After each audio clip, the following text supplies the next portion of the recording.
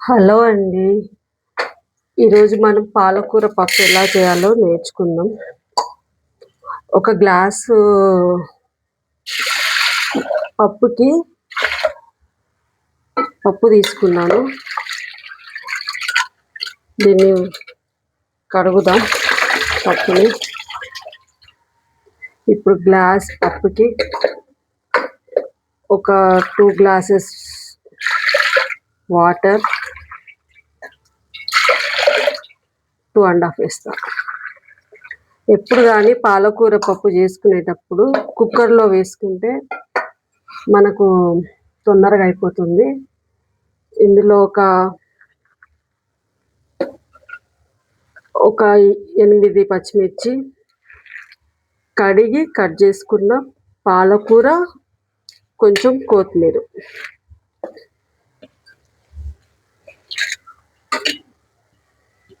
చిన్న ఒక నిమ్మకాయ అంత సైజు చింతపండు, ఇందులోనే అన్నీ వేసుకోవాలి.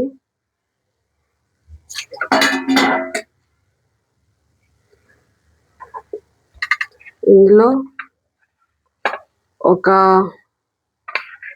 2 స్పూన్స్ వరకు కారం,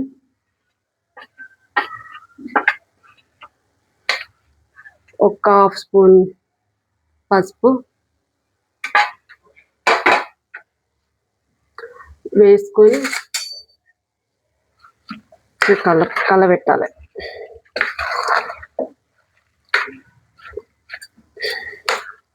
ఇది గట్టిగా ఉందని అనుకున్నప్పుడు ఇంకొక 1/2 గ్లాస్ వాటర్ వేస్తాం. మీరు అందాజ చూసుకోండి, ఎందుకంటే మనం కుక్కర్లో వాటరు ఎక్కువ వేసామనుకోండి అది పొంగుతుంది. ఇందులోనే కారం 2 స్పూన్స్ వేసాను నేను, ఉప్పు ఒక 1.5 స్పూన్ వేసాను. దీన్ని కలబెట్టి మన కుక్కర్లో ఏది వేసిన పప్పు సంబంధించిన పాలకూర పప్పు, టమాటా పప్పు, ముద్దపప్పు వేసినప్పుడు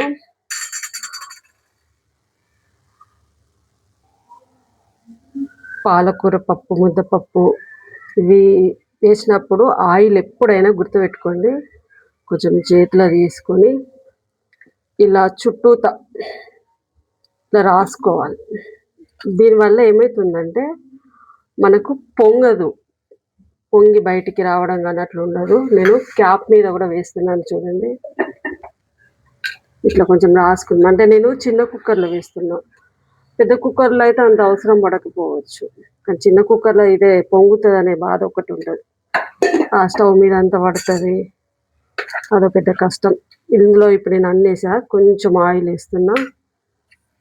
ఇది మనం స్టవ్ మీద పెట్టుకొని ఒక 4 విజిల్స్, కొంచెం పలుకు కావాలంటే 4 విజిల్స్, లేదంటే 5 విజిల్స్. పెద్దగా పెట్టుకోండి, మీడియం, మరి చిన్నగా వద్దు. ఓకేనా?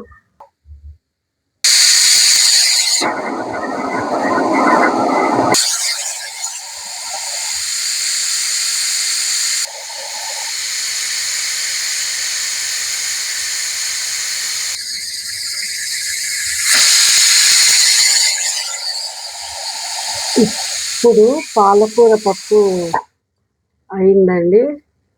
దీన్ని మనం పక్కన పెట్టేసి పోపు చేసుకుందాం. ఓకేనా? పెట్టి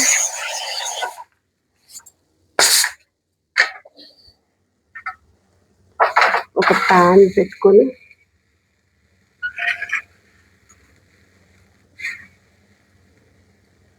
పెద్ద పెడితే మనకు వాటర్ ఉంటే వెళ్ళిపోతాయి.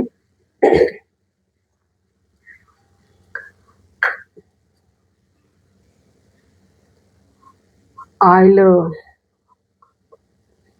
ఒక హాఫ్ గ్లాస్ ఆయిల్ వేస్తున్నానండి. ఇందులో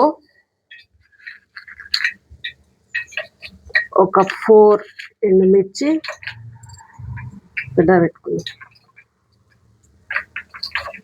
కొంచెం ఒక 10 వెల్లుల్లి చిన్న కట్ చేసి పెట్టాను.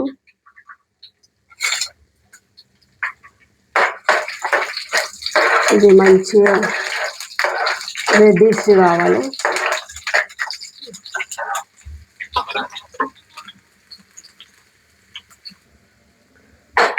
ఇవి రెడ్గా అయిన తర్వాత ఇందులో జీలకర్ర, కరివేపాకు,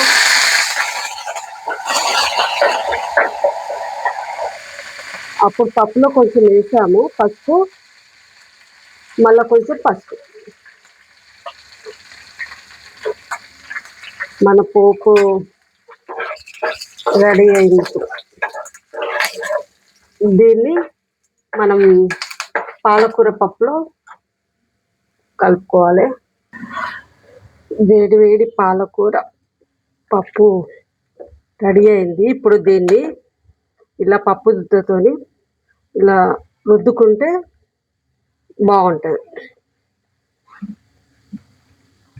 రుద్దేసి దీనిగా పక్కన పెట్టేసి, ఇప్పుడు చూడండి ఇట్లుంటే మనకు తినడానికి బాగుంటుంది. ఇందులో ఇప్పుడు మనం తాలింపు పెట్టుకున్నాం కదా, దీన్ని మొత్తం ఇలా వేసుకోవాలి.